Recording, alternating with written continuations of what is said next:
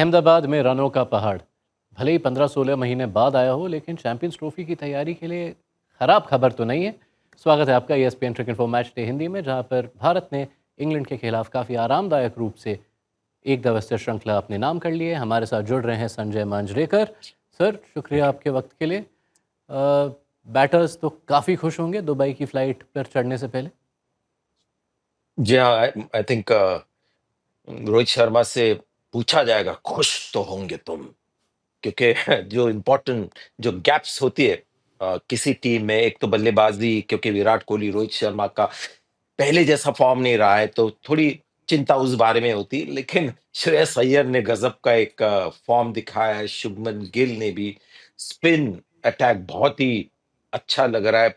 Plus हर्षित राणा के आने की वजह से फास्ट बॉलिंग में भी थोड़ी सी धार आ गई है, और बुमराह हो ना हो, फिर भी लगता है कि काफी क्वालिटी बॉलिंग अटैक है। तो अभी चैंपियंस ट्रॉफी के बाद जो चीज निकल के आई है कि ये इंडियन टीम ही बिल्कुल चैंपियंस लग रही है।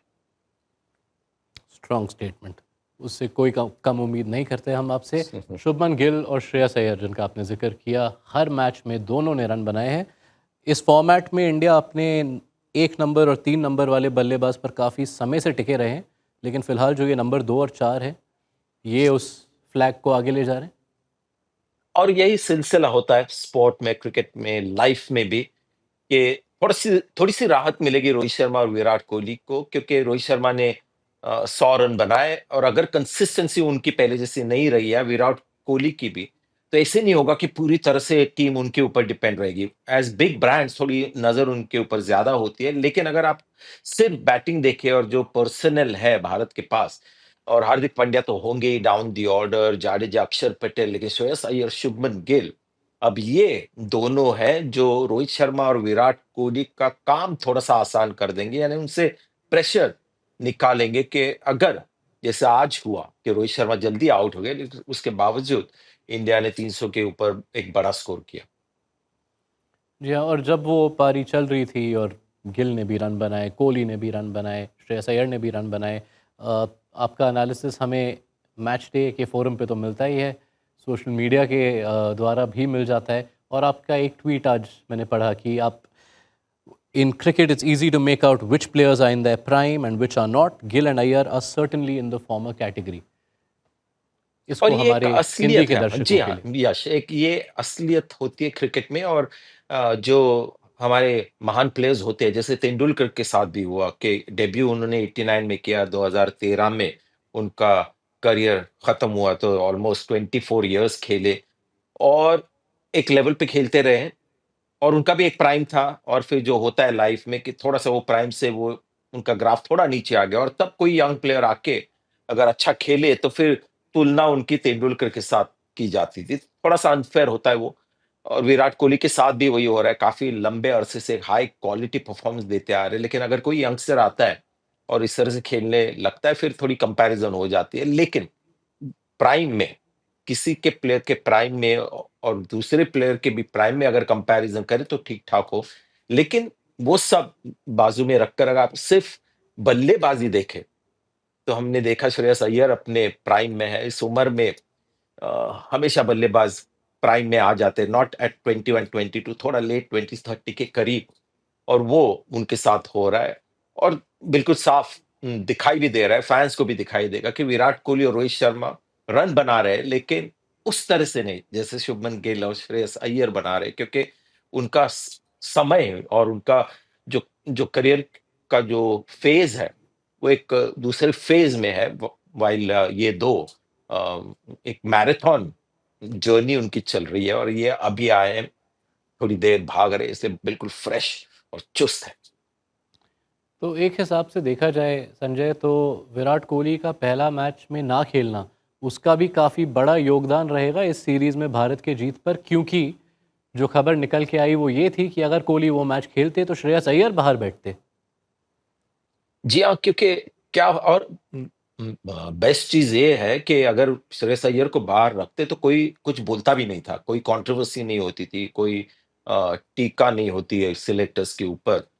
तो ये होता है आजकल के क्रिकेट में कि इतना क्रिकेट बहुत ज़्यादा हो गया है कि अगर कोई बल्लेबाज 6 महीने पहले खेला हो किसी और फॉर्मेट में और उन्होंने 2 शतक भी बनाए हो 2 मैचेज़ में, वो भूल जाते हैं 6 महीने के बाद क्या अगर किसी और ने दूसरे फॉर्मेट में रन किए, तो बहुत एक अच्छा निर्णय लिया उनको अपने पास्ट परफॉर्मेंस यानी जब वनडे क्रिकेट को ही लोग भूल गए थे, उसके साथ श्रेयस अय्यर को भी ये बहुत ही अच्छा निर्णय था कि उनको खिलाया एंड थैंक गॉड उनको खिलाया क्योंकि जैसे वनडे क्रिकेट भी लोग भूल जाते हैं, श्रेयस अय्यर ने भी वही समय चुना लोगों को बताने के लिए, जी हाँ, आपने शुभमन गिल को देखा है और बाकी यशस्वी जायसवाल को ऑस्ट्रेलिया में मैं भी हूँ और जो फ़र्क इनके बैटिंग में हमने देखा, जिस स्तर का बैटिंग लेवल था इस सीरीज़ में, इससे बेहतर श्रेयस अय्यर खेले नहीं है 50 ओवर्स क्रिकेट में। ओके, गेंदबाजों पर गौर फरमाते हैं अब। इस मैच में आखिरकार अर्शदीप सिंह को देखने का मौका मिला। मेन सवाल जो है वो ये है कि अर्शदीप, शमी और हर्षित राणा, इन तीन में से किसी दो को खेलना है चैंपियंस ट्रॉफी में, वो दो कौन दिखते हैं आपको? देखिए अगर सिर्फ़ रीसेंट परफ़ॉर्मेंस अगर आप देखें तो फिर हर्षित राणा ने थोड़ा इम्पैक्ट ज़्यादा किया है कंकशन सब्स्टिट्यूट करके जब आए थे। लेकिन एक लंबा एक कहते हैं ना बॉडी ऑफ वर्क जिसने समय लंबे समय तक या काफ़ी एक स्पैन में अगर अच्छी परफ़ॉर्मेंस दी है तो वो है हर्षदीप सिंह। तो मैं होप करता हूँ कि हर्षित राणा के ये रीसेंट जो जो इम्पैक्ट है उसकी वजह से अर्शदीप को ना भूले। तो मैं समझता हूँ अगर 2 प्योर सीमर्स खिलाने हो, हार्दिक पांड्या आपके थर्ड सीमर है और वही मुझे लगता है रणनीति होगी भारत की क्योंकि स्पिन के काफ़ी अच्छे उपाय भारत के पास है। तो अर्शदीप के साथ शुरुआत होनी चाहिए। लेकिन ये भी कहूँगा कि आगे जाकर हर्षित राणा, मोहम्मद सिराज और हरदीप का काम बहुत ही मुश्किल करने वाले हैं एज़ सेकंड सीमर जब बुमराह और शामी होंगे और अगर थर्ड सीमर चाहिए तो हर्षित राणा इन दोनों को मोहम्मद सिराज और अर्शदीप को काफ़ी कड़ी एक टक्कर देंगे। अब स्पिनर्स की ओर अगर देखें तो कुलदीप यादव पहला और तीसरा मैच खेले, बीच में वरुण चक्रवर्ती खेले। हम समझ सकते हैं कि इंडिया किसी भी मैच में दोनों को साथ में नहीं खिला पाएंगे, लेकिन कौन आगे है उस रेस में?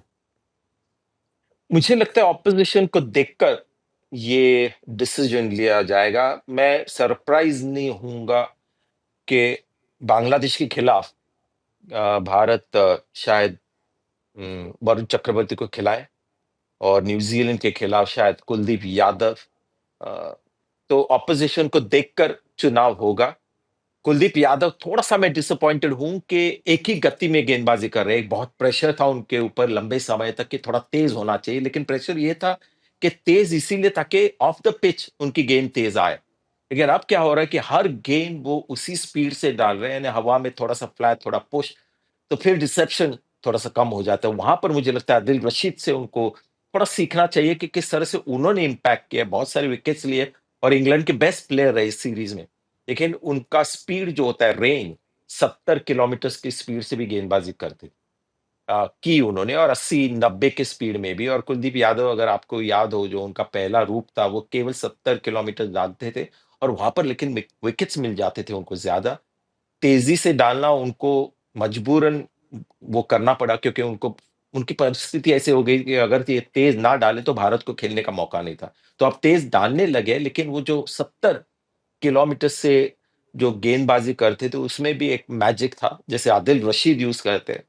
उसी तरह कुलदीप यादव को करना चाहिए, नहीं तो मुझे लगता है कि थोड़ा-सा मुश्किल होगा उनको स्पेशली सपाट पिचेस के ऊपर विकेट्स मिलना। इंग्लैंड पर एक आखिरी नज़र डालें तो आदिल रशीद एक तरफ, बाकी की टीम एक तरफ। इस सीरीज़ से जवाब कम मिले हैं और सवाल कई सामने आए हैं। सवाल नहीं होंगे शायद क्योंकि मुझे कहीं न कहीं और जो फैन्स भी देख रहे होंगे मैच लग रहा था कि उनका मन नहीं था इस सीरीज़ में या फिर इस सीरीज़ में सिर्फ़ वो एक कहते हैं ना नेट प्रैक्टिस में जैसे आप खेलते हो। पुराने ज़माने में सुनील गावस्कर के बारे में ये कहा जाता था कि बहुत ही खराब नेट के बल्लेबाज थे। जब नेट प्रैक्टिस करते थे बहुत खराब खेलते थे लेकिन अगले दिन एक महान बॉलिंग अटैक के खिलाफ टेस्ट मैच में, असली मैच में एक महान पारी खेलते। तो मैं यही उम्मीद करता हूँ क्योंकि टीम्स आजकल कम रह गए क्वालिटी टीम्स के इंग्लैंड ने ये नेट प्रैक्टिस की तरह बुरी तरह से प्रैक्टिस की है लेकिन असली जब इवेंट आएगा चैंपियंस ट्रॉफी तब हम इंग्लैंड को वो रूप में देखेंगे जिसके हम थोड़े से आदी हैं। काफ़ी इंटरेस्टिंग, क्योंकि आज कमेंट्री में मैंने सुना कि केविन पीटरसन और रवि शास्त्री ये जिक्र कर रहे थे कि इंग्लैंड के प्लेयर्स ने पिछले 2 मैच के पहले नेट प्रैक्टिस की ही नहीं है। तो शायद ये इंग्लैंड की ओर से जवाब है जी, कि नेट जी, प्रैक्टिस तो हम कर ही रहे थे मैच के बीच जी। में। चलिए, इस सीरीज़ का यहीं होता है किस्सा ख़त्म। संजय मांजरेकर, शुक्रिया आपके वक्त के लिए। चैंपियंस थैंक यू, ट्रॉफी में आपके कंपनी का इंतज़ार रहेगा। शुक्रिया। And thank you. यही है ESPN Cricinfo match day Hindi. India England एक दिवसीय श्रृंखला पूरी तरह से इंडिया के नाम।